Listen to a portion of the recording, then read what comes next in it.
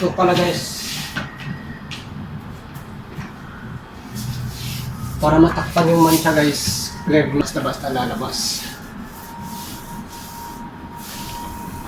Basta dublihin nyo lang guys, dalawang ano. Patuyuin nyo muna tapos dublihin. Pakita ko sa inyo mamaya guys.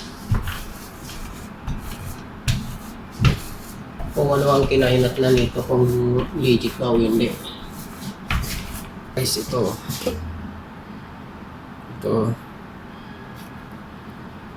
Duracoat latex pen acrylic emulsion.